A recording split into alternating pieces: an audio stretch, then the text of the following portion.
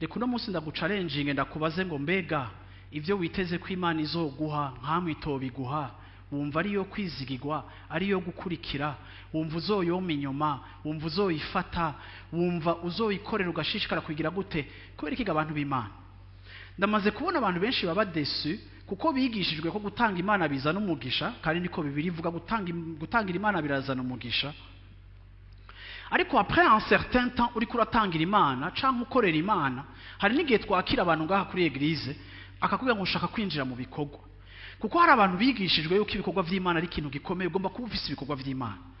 ibi vyose nivyo ariko ibintu byose bicika ibitari vyo iyo bihawe importance iri exagérée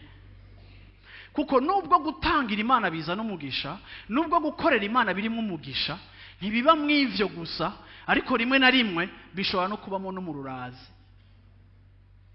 rero Imana si machine asu Imana si carte twinjizamo tukarotira Imana si case Imana si umufuko w'ibintu ariko Imana ishobora gupermeta yuko n'abayikunda kandi bayikurikiye bamwe bapfa nka ba Petero babacuritse bakabaca imitwe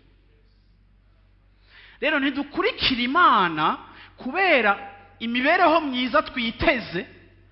ariko dukurikira Imana kuko ariyo gukurikirwa byaba vyiza bitaba vyiza engagement yawe igomba kugenda au-delà y'ibintu